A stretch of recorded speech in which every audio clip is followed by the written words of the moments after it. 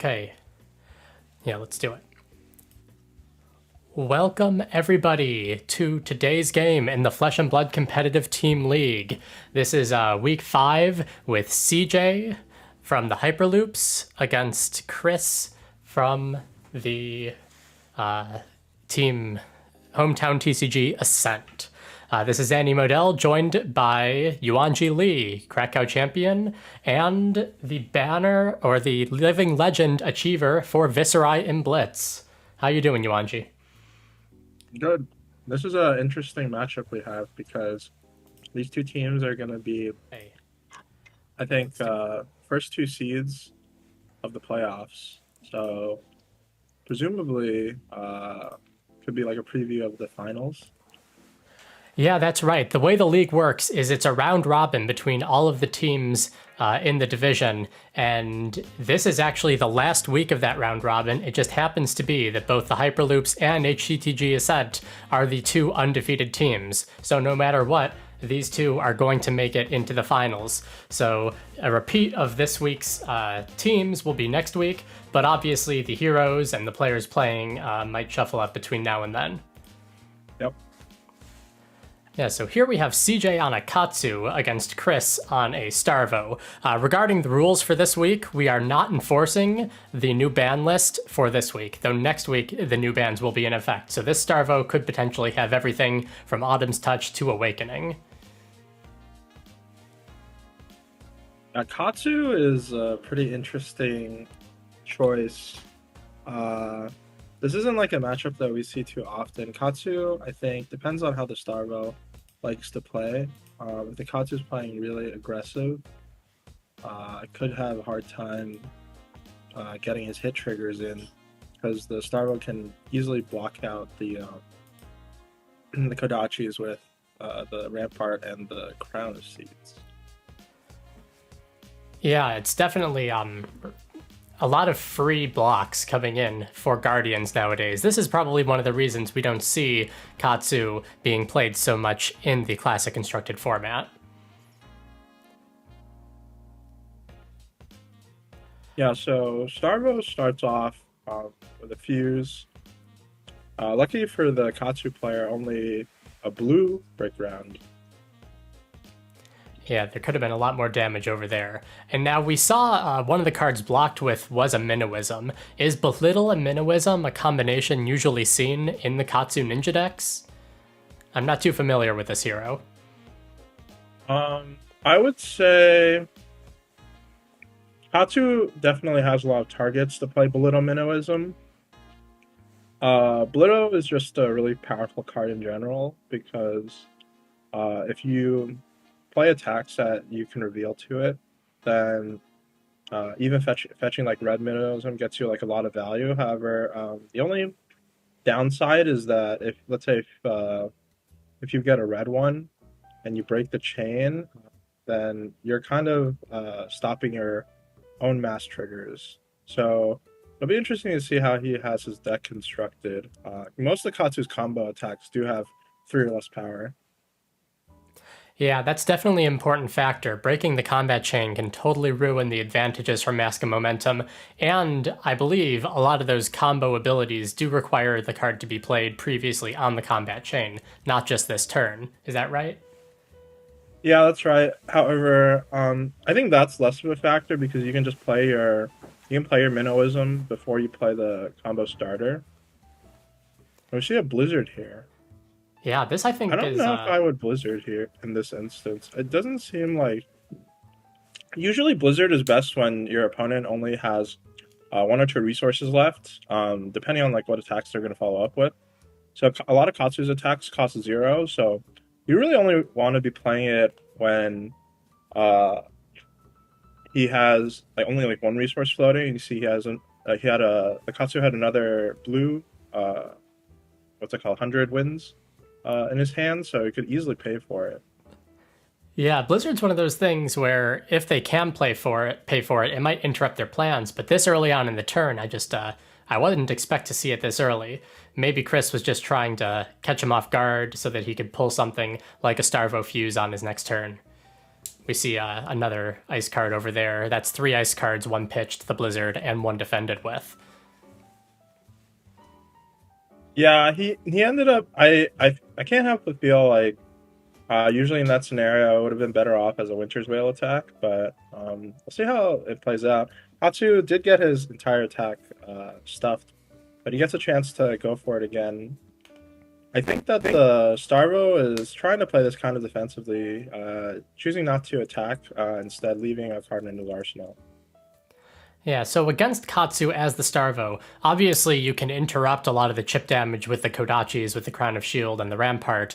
Is it a overall strategy to try and stall out the opponent and fatigue them, or is this something where you just want to bide your time until you confuse and get really aggressive?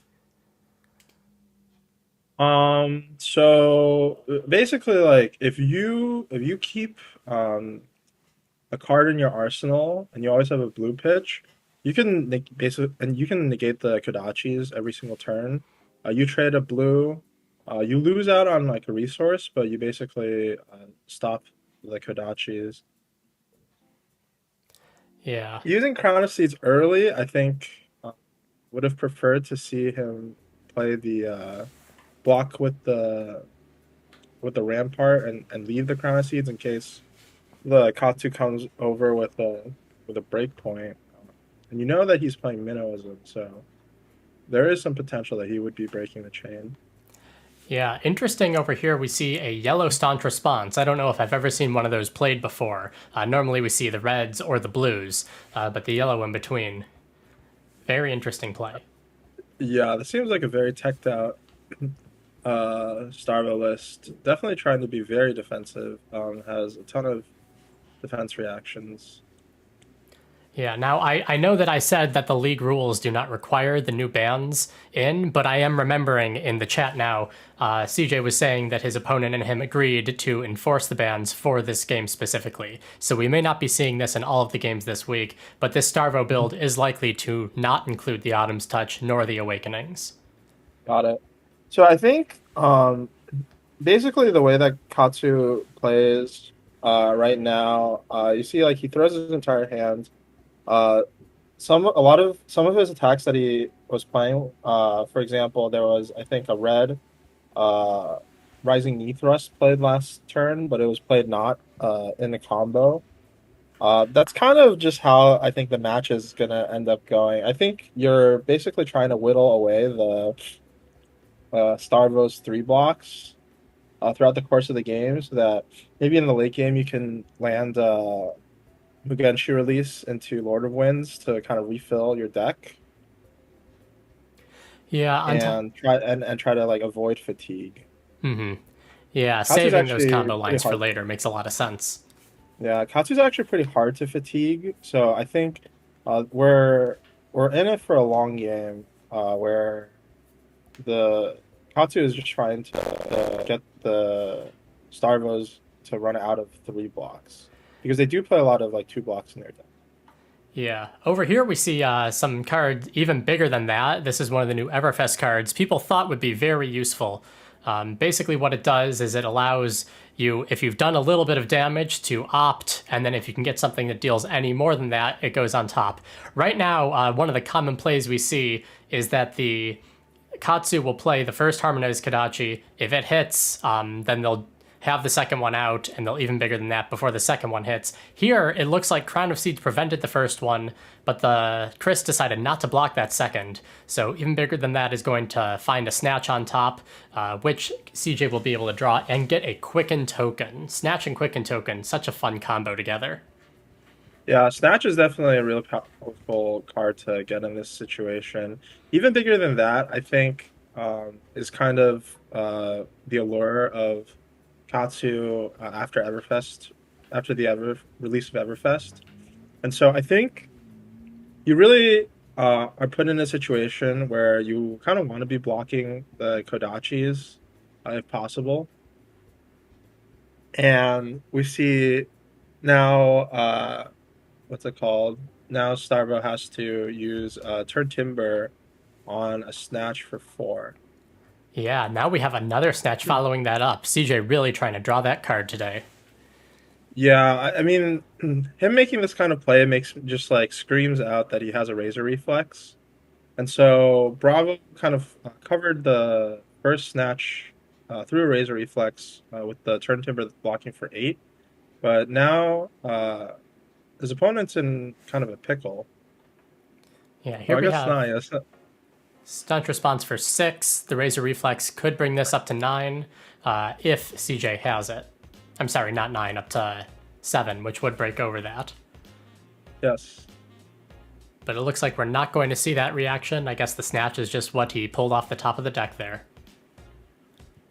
Yeah, I think holding, even if you had razor reflex, holding it isn't bad depending on the texture of your hand. It could be that, let's say if all he has in his hand is just like maybe another razor reflex or something, like you would rather save them when your attack actually can push through like the full damage for the razor. If he had a red and used it that turn, he would only have done 1 damage. Yeah, that's true. Right now, it's been several turns. The Starvo player is still at 39 life, so really the only damage that's gotten through is that one Kodachi hit so far. Yeah, I think the Starvo player is really dedicated to trying to fatigue out the Katsu. But I think if you're on that plan, then you do need to be swinging your weapon occasionally. Yeah, Otherwise, I think if you keep going down this path, you're just going to run out of 3 blocks. If you're just blocking your whole hand down, Katsu is not one of those decks that just gets fatigued. Your entire deck is attacks essentially. mm-hmm. Yeah, here we're seeing an Enlightened Strike coming from CJ. When you got that head jab hitting through, I'm thinking, is he going to try to use Katsu's ability? But I guess not yet. Better to keep those attacks and those cards in the decks rather than discard them just for some early combos when you don't really have the ability to pull that full combo off. Yeah, I would be interested to see if he's even playing the continuation for head jab. Maybe in red. It could also be that he's just playing head jab as a 3 power go again. That also you can use with belittle. Mm-hmm. Yeah, so far as combo lines, we've seen the Surging Strikes, we've seen the Rising Knee Thrusts, and we've actually seen some 100 wins too. That's another one coming out of Everfest. Yeah, he's playing 100 wins. There's definitely the surging strike line has to be in here. Yeah, that's just Katsu's best way of winning. Yeah, we saw surging and whelming. No, I don't think we saw whelming gust wave, but we saw surgings. He did pitch So one, at least a blue one. okay, yeah. So I mean, usually when you're building out your Katsu deck, it's difficult to support like full combo lines uh, for all the combos, but uh, I think it's likely that he is playing full combo line on the surging strike, and then just maybe only starters like on head jab, and maybe just rising knee thrust, and maybe like 1 hurricane kick or 2. Mm-hmm. Yeah, over here we got an effective turn coming from Chris. The Channel Lake Frigid, very apt at slowing down a lot of these go again, go again, go again turns, followed by the Icy Hammer that CJ did decide to fully block using his breaking skills. So we'll see what CJ can pull through that Channel Lake Frigid. It looks like that was actually, yeah, he tried to use the Tunic. Over Channel Lake Frigid, you can't do that because the ability on the Tunic costs a resource itself, so... Yeah, Channel Lake Fridge is definitely very. I think when the car was first spoiled, a lot of ninja mains, I think, felt pretty sad when they saw it. This is just like one of those cards that is so good against decks that are just trying to go wide and play a lot of different cards. In Katsu's case, paying 2 mana or 2 resources for a Kodachi hit is definitely not really where you want to be when you're attacking. Yeah, on top of that, I know whenever I get that Channel Lake Frigid out against Some people, any Runeblade player has always visibly sighed or groaned when they saw that hit the board. Yeah, it's just one of those like really powerful cards against these kind of go-to-wise strategies. Yeah, over here we're seeing it looks like the E-Strike for 7 damage coming in, so likely not going to be too much following that up. Yeah, E-Strike is actually one of those cards that's really good in these kinds of situations where your opponent is just like trying to fatigue you out. Just because when you're getting fatigued, it's not as much about just about the amount of damage that you can threaten per turn, but how much damage per card you can have in your deck. And E-Strike, both times when Katsu has played it, has chosen the +2 mode, so turning those one card into 7 damage, I think goes a long way towards the overall fatigue game plan. Yeah, for sure. Over here we have another card that I think has seen a bit more play recently in the league. This is a blue Mulch, and Mulch is like the almost Command and Conquer. It threatens the arsenal to put a card to the bottom, but it doesn't have the prevention of defense reactions. Over here, CJ's decided that he doesn't need that card on the arsenal. Not as much as those cards in his hand, at least. Yeah, you have to dedicate like 2 cards to prevent the one card from going to the bottom. It remains to be seen whether or not the damage on the Mulch is relevant. Could just be wanting to preserve his life total. Or Yeah. sorry, not wanting to preserve his life total, but instead wanting to just like output more damage on this turn. Yeah, on this turn we are finally seeing one of those belittles. So fetching probably a red or a blue Minnowism, depending on whether or not CJ needs the pitch card. Looks like a blue one. Yep. And we'll see how this begins the turn with 4 cards in hand coming in. Attacking for 3 at the beginning is actually quite strong. Forces Bravo to have to block a card out of his hand. If you just choose to use the Crown of Seeds or the Shield, as opposed to using a Kodachi starter, then Katsu could play a card like even bigger than that. And I think let's see how many cards has each. I think each player has submitted 60 cards. So I think if I was the Katsu player, I would definitely just be trying to consistently output damage and get the Bravo to block with cards from his hands, and then find a way to eventually get a Genshi release combo off. Yeah, it's interesting. Normally, we see the Bravo player or the Oldhim player able to get that deck advantage just because of how efficiently they can block with their equipment. But right now, we do have 42 cards for Katsu, 43 cards for Starvo, so they've managed to keep it pretty close.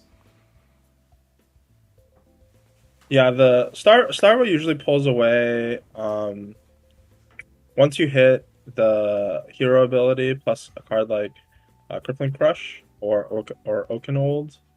Then you really start accumulating a lot of advantages, and when life totals get low, then you're forced to block with multiple cards on a single Starvo attack. But right now, the Katsu has primarily been on the offensive, so just trading one card for one card for the most part. Yeah, it looks like he is gonna get 1 damage in over on this Rising Knee Thrust, and he will be using his Snapdragon Scalers here, so that's a one-time go again. Let's see if it's worth it. It seems quite early to be using Rising Knee Thrust. Even I think if you can Katsu into the Hurricane Kick, doesn't seem that worth it. I feel like you would rather have the Snapdragon Scaler saved for something like Mugenshi release. Yeah, for that So you could really do like a killer proper combo combo. later. Yeah, it's just like you need, I think, a way to prevent yourself from getting fatigued, and being able to play like a Lord of, so like being able to go like Mugenshi release, snap, then play Lord of Wind, pitch like 3 or 6, and shuffling 6 cards back into your deck is huge for this like overall fatigue matchup. Yeah, right here, I mean, the Starvo player still has 2 cards in his hand. Hurricane Kick can come in for 4, maybe another 4. I think we did see him flash that he has a Razor Reflex there, but he doesn't have a resource to pay for it. So, Yeah, he does. And yeah, I'm not sure if that was the most efficient use of those boots for sure. yeah, I can't help but feel like if because he had the blue Whelming Gust Wave that he discarded to the Katsu ability. Instead of using boots, you can just raise a reflex there and get in the damage like if you wanted. Or I mean, the fact that he blocked, you can honestly just like and just call it a day.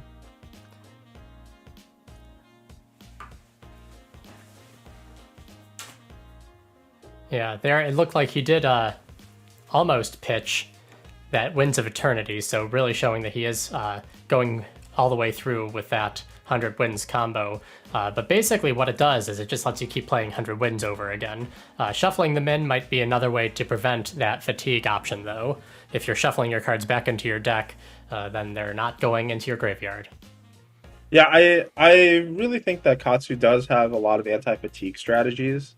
Uh, or sorry, not strategies, anti-fatigue cards. So it's actually like pretty difficult to fatigue out a Katsu now that there's two cards that basically shuffle like refresher attacks. I I feel like Starvo has to be waiting for an opportunity to pivot. Could be playing for when the second cycle hits. Then you start chaining those Starvo activations now that you've had the time to kind of stack your deck how you want it. Hmm. Yeah, while the Katsu player has been shuffling up his deck, the Starvo player has been pitch stacking, hopefully for him, with the idea of being able to get off those Starvo fuses.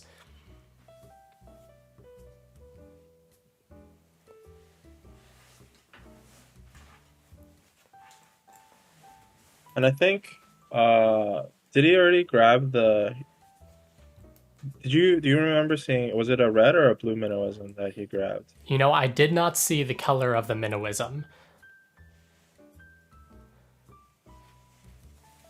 Maybe if one of the viewers can comment in the YouTube really fast, or the players I think will it just do it should be faster. red. It should be red in this situation. Most of Katsu's attacks don't really cost resource, and he already has the blue.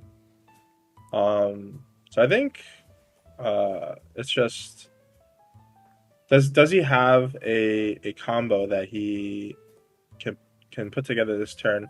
This is like kind of like an ideal turn to be pushing damage when the Starva doesn't have an arsenal. Yeah, and Shane does confirm that it was a red Minnowism. Yeah, so if you have, I think if he has even bigger than that, this is like a great time to use it. Or, okay, so this is also kind of interesting. A unique use for the belittle combo. Since the minnowisms cost 0, you can discard the cards to the Katsu ability and find other combo pieces. Yeah, it's a nice way to be able to pull off your combos without really losing a card from hand. He started with the cards that he had in his hand. He revealed one to get the Minnowism, and that card that he got is just the Minnowism getting pitched. So he still has everything except for that card he pitched for the Belittle to begin with. Yeah. All right, here coming in with a Snatch, definitely signaling that that Razor Reflex, which I believe we all know is in the arsenal, is probably going to come in to try to give this go again. Really either getting cards out of the Starvo player's hand to try and see if he'll stop it, or just letting the Starvo player choose to let him get it through. Yeah, I think it's difficult to play around the unless you have the defense reaction. I was gonna say it's difficult to play around red Razor Reflex with blocks. Because I think if you just block 2 cards, then uh, Katsu is Katsu can still go over. with the Red Razor, you need to commit 3 cards unless you had the sync below. I think a little bit of a misstep. He should have played the 100 wins before Yeah, guaranteeing the to get it snatch. off. Yeah. Yeah, in the league previously, we've seen CJ rock Lexi, and he did pretty well with that. I think this is our first time seeing him on a Katsu, so he may or may not be as fluent with this hero. Yeah, I think also he was probably just banking on the fact that the Razor Reflex would give the snatch go again, and then hopefully he could string together. Maybe uh, he was hoping for more 100 wins. So it's like if you draw 100 wins off of the snatch in that position, then holding it later nets you 1 more damage. So maybe that's what he was thinking about. Mm-hmm.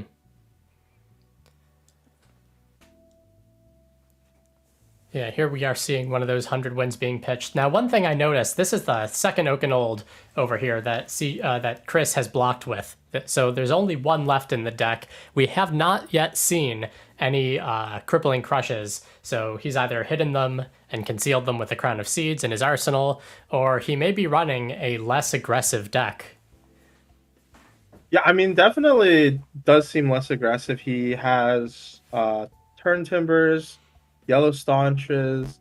I can't help but feel like he must have rainbow staunches, sink below. So his defense reaction count is actually quite high. Yeah, looking over at the deck counts, we do have only 32 cards on the Katsu's deck now to the Starvo 38, so that number is beginning to shift into Chris's favor.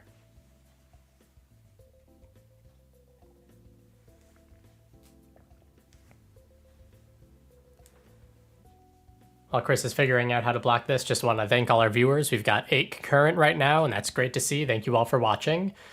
Here we are seeing Crater Fist come in for its first time this game. And we do have the Whelming Dust Wave going in with the combo. So this is going to be 4 with an on-hit draw card. Does he have the Mugenshi release? That's the If question. he has it, that would be pretty big. He does have access to the breaking scales to let him draw. Yeah, though I don't think that's going to be enough to get over this 6-block staunch response. Nope.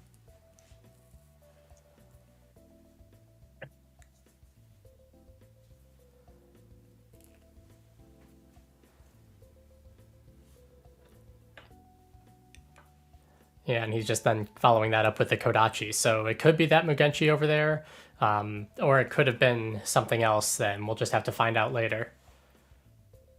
Um, should be a 0 cost attack. Maybe he's hoping to. If his gust wave didn't hit, then he could still have discarded Ganda Mugenshi, then played it with the last card. Yeah, pitching the immovable should have been enough. Yeah. All right. Another Lake Frigid. Yep, this is number 2 of 3. It's pretty funny. Every time he's played the Lake Frigid, it's been when Katsu is on his 3rd Tunic trigger. So essentially has blanked out the Tunic for 2 turns each time he's played the Channel Lake Frigid. Yeah. We see this Mugenshi release being pitched from hand, so that was not the Arsenal card. And he's coming in with another Belittle.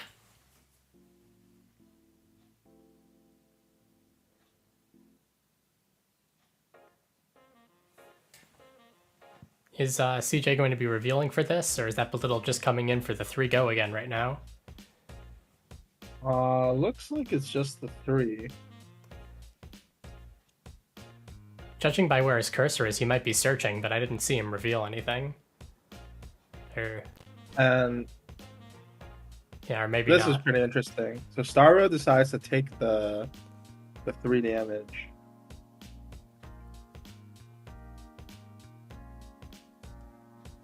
Yeah, just double checking. Katsu's ability here is a triggered ability. so you don't have to actually pay a resource to Channel Lake Frigid up because it's not an activated ability. So being able to discard this to search is something that he can still do for 0 resources.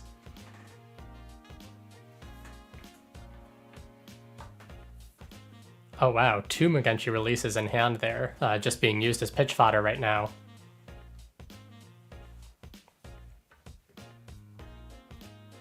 Yeah, I mean, you have to feel like the Bravo is just sitting on a rainbow in his hand. That's why he's willing to be taking the damage.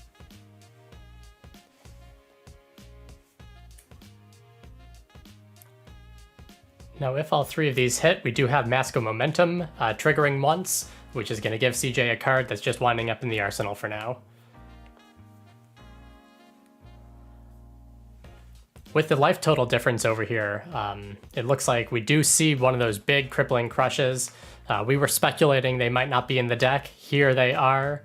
And that's going to be coming in for the whopping 11 damage with the crush effect active. And that Channel Lake Frigid is still there, so we know that CJ is running some unmovables, but that would cost 4 resources right now to defend react against this. Yeah, I think ideally you probably just want to block your whole hand out. It's going to be pretty hard to be able to counterattack effectively with the Channel Lake Frigid. Yeah, also, the Channel Lake Frigid is sticking around. We saw 2 ice cards over there in Arsenal.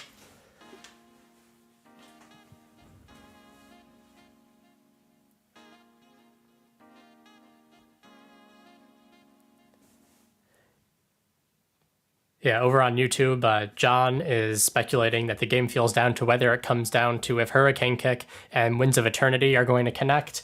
I think those are definitely going to be strong indicators in this game, as well as the main Mugenshi release into Lord of Winds combo. If we see that going off, that could be a very significant sway of momentum for sure.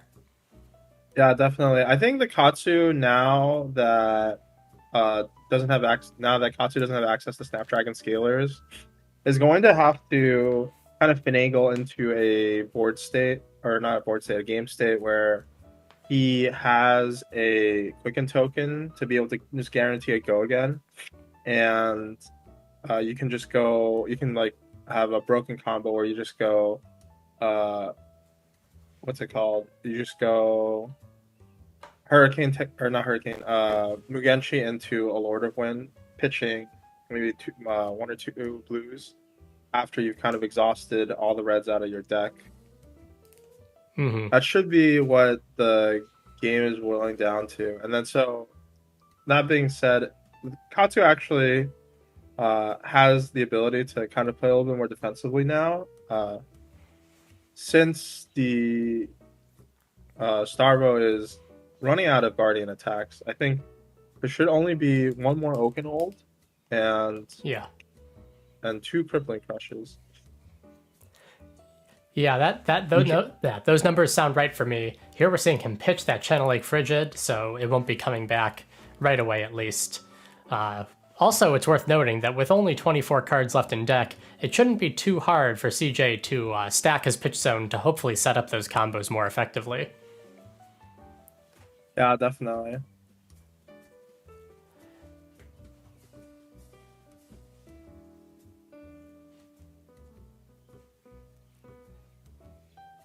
Yeah, right now it looks like Chris is figuring out how he is going to make the best use of his turn, getting to draw up that full 4-card hand after the Crippling Crush came through. It looks like he didn't get the Bravo Fuse, but we are seeing a Spinal Crush. This is another one that can be so effective against the go-wide decks. Yeah, Spinal basically is a must block. Yeah, we even see it's someone in ninja garb being crushed over that guy's knee in the art. Yeah, definitely. This is like one of those situations where the Enlightened Strike that's currently in the graveyard, you would rather see it. Oh, this is actually only blocking for 5. It looks like he's getting to take that back to pull out the full 6 block here. Yep. Yeah, and this is the first Lord of Wind that will be going into the graveyard. Still 2 of them going to be left in CJ's deck after this. Yeah, having one Lord of Wind in your graveyard, or even two, is not too bad because the Lord of Wind can shuffle, I think, the whole line back into your deck.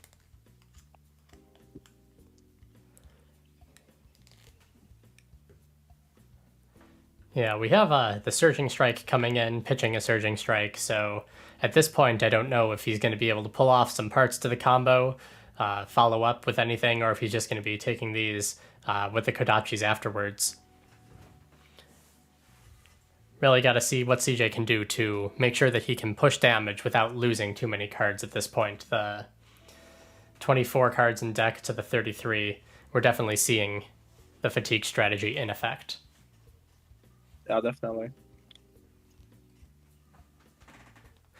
Now, in general, how do you see Katsu's viability into the Pro Tour Jersey meta after the bans that have hit Starvo and Viserai primarily pretty hard? Yeah, I think it really depends what decks are going to be the ones to beat. I think Hatsu has a kind of tough matchup against Guardians like Starvo and Oldhim. And also, likewise, I believe Katsu does not have a great matchup against Chain, although I think if the Chain player is just like doesn't know like which parts of the deck to block, Katsu can output a high amount of damage. Yeah, at my But locals last night, I ended up playing with my chain deck against a friend with a Katsu, and that was a very close game in the end. yeah, I think it all comes down to matchup knowledge. I think Katsu right now is one of those decks where if you don't really know how their deck is built, then you kind of fall prey. Similar to something like Dorinthia. If you don't really know what's coming, then you can kind of get blown out a lot of times. But I think the deck itself is lacking in just like raw power in some instances. And then, so to answer your earlier question, for the Pro Tour meta, I think since Katsu is losing to two of the most predominant decks, I think it is definitely kind of rough. Katsu versus Prism is really dependent on how the Prism deck is oriented, because Katsu doesn't usually run that many cards that can pop heralds. If Hmm. the Prism is oriented towards more attacks and fewer auras, then it's pretty good for Katsu. However, if Prism is trying to really play their like 4 cost auras, then there's so much go again in the Ninja deck that you can easily deal with those. Yeah, for Prism, we definitely saw aura heavy builds being the dominant player against the full strength Starvo meta. With Starvo nerfed by the most recent bans, we'll see if those Prisms are starting to use more of their heralds and fewer than 27 auras into the New Jersey meta. Yeah, I feel like uh it really depends how many guardians there are going to be. Prism definitely has, I think, some opportunity to kind of shore up her matchups against the Rune Blades a little bit more now that the Guardians got nerfed with the most recent ban announcement. Yeah, for sure. And we see a we see a crippling crush from Starvo. Spinal No Crush. fuse, or sorry, Spinal Crush, no fuse, but still demanding at least a 2 card block. Yeah, this is one of those cards where if you don't block it, you can't have a turn, basically. And if you do block it, you lose cards out of your hand. So a lose lose either way for the Katsu. Yeah, one of the best, I think, counters that Katsu has, or not counters, but follow-up plays to a Spinal is Lightning Strike. However, I think all three have been exhausted. Yeah, I wonder if the Katsu has any remembrances in his deck. we haven't seen a Remembrance so far, and with 21 cards left, he might be on his second cycle already. I'm not sure. Yeah, he's shuffled a couple of times throughout the course of the game, so it is possible that we haven't seen some unique cards yet.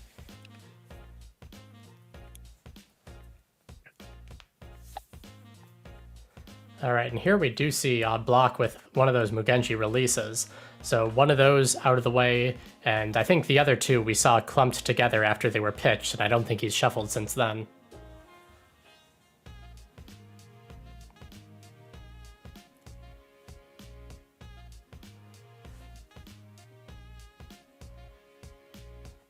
All right, and it looks like Katsu was able to fall back to his steady Kodachi lead. Kodachi demands cards, at least one, to activate the equipment pitched down out of hand. Yeah, I think having access to Crown of Seeds plus Rampart really normally the ninja player is kind of relying on the fact that your deck is going to run out of kind of free ways, quote unquote, to block these 1 damage pings. And by free, I just mean that it doesn't send a card to your graveyard. Mm-hmm. However, since Elemental Guardians have access to Crown of Seeds and Rampart, usually it just ends up being a trade of 1 card for 1 card, where the Katsu player nets 1 resource advantage. But it's difficult to convert that 1 resource, I think, into damage, since most of Katsu's cards are free. Yeah. Oh. What is happening with that Arsenal card?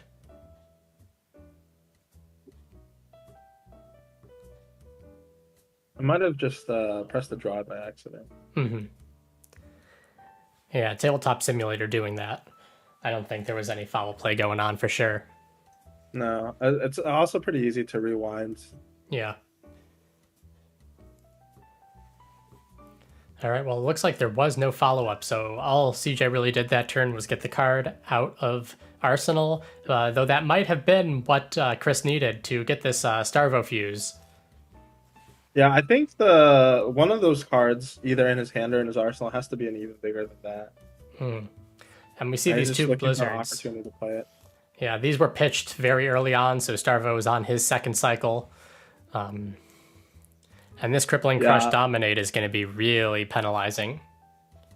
Yep, and I wonder if the Starvo player is going to be holding on to that pulse or not.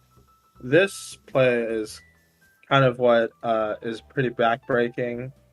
I have to imagine that you would arsenal the pulse, but some people like to.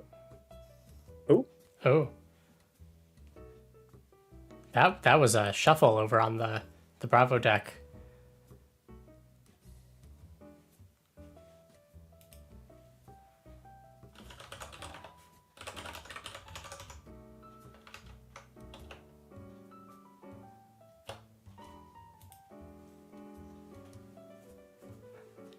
Yeah, obviously up to the players in this game how they're going to be handling this, though. Looks like they will be doing that rewind. Yeah, I think with Tabletop Simulator, it's pretty easy to. Oh, I think they got to go a little farther though.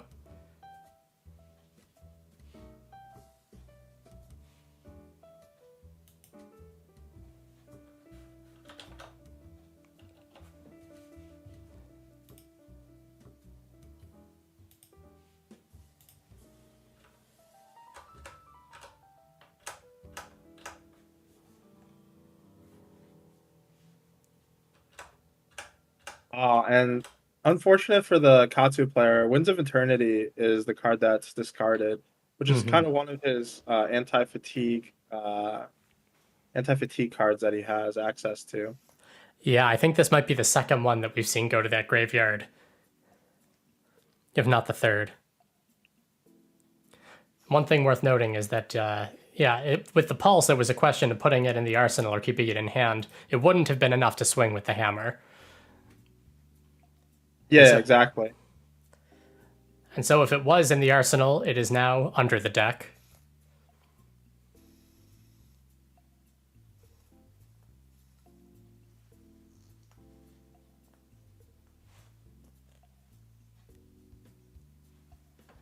And we got a lot of equipment coming in to block this leg tap. Yeah, I think the Starvo wants to hold, because he's on his second cycle, probably has hands that he just wants to hold on to. Unlikely that the Katsu really has much of a follow-up. Yeah, the Katsu player would need a hand that can force a ton of damage in order to get the Starvo player to risk blocking with anything from his hand if he has a fuse and a powerful turn coming in. Only 10 life on the Katsu player is a pretty low amount. We see we have another Starvo hero ability activation. Yeah, though we didn't see any red cards in there, so it could be that he's only coming in with that blue Earth card. Yeah, Unless, coming in with a blue break round still is pretty threatening. The Katsu's at 10 is probably going to take at least 4 damage. Oh, and we do have a oh, Crippling Crush. yeah, this is Crippling Crush number 3, and that's very, very devastating for the Katsu player. Yeah, he's gonna have to, unless he has an unmovable, then he's probably gonna lose his mask or his tunic at least, along with 3 cards from his hand. Mm-hmm. Yeah, this is Going coming in for to 13 damage and dominate, so it looks like Minnowism is only a 2-block there, so only preventing 5 of those damage. Yeah, Katsu is gonna go to 1 or to 2, 2, 3, 4.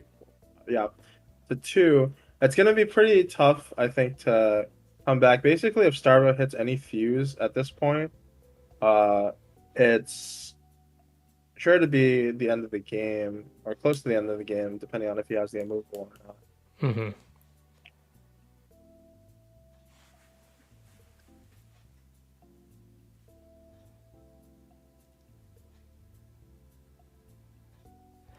Yeah. If nothing else, at least the Starvo player won't have a card in Arsenal this turn, so those Kodachis might be able to do some damage. But at this point, it's likely too little too late.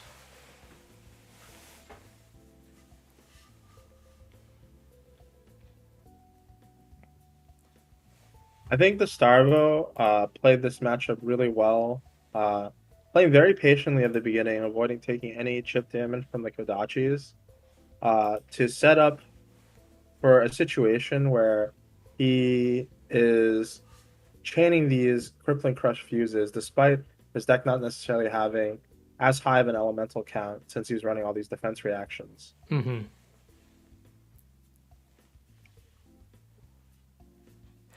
Yeah, here we see the even bigger than that.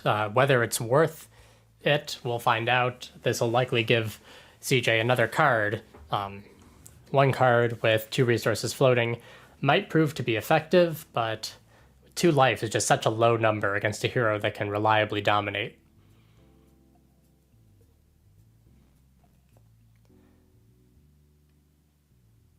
Yeah, and the revealed card is just a blue Rising Knee Thrust here, which isn't even bigger than that. So no Quicken Token, no card draw. Oh, unfortunate. I wonder what is in the top 3 cards of his deck. Yeah, he chose to keep them all on top. I think. Yep, and here we have the fuse again. the fuse again, all blue cards, but what do you do against a 7 dominate? 7 dominate is still pretty good.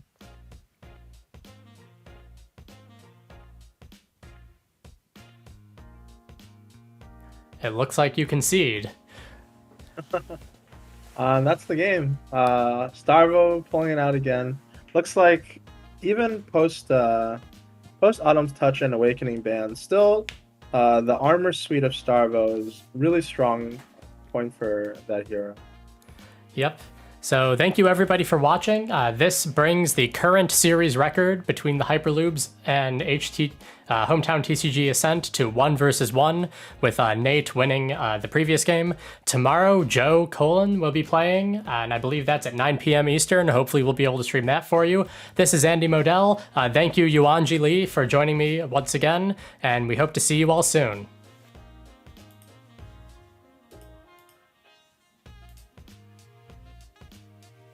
All right.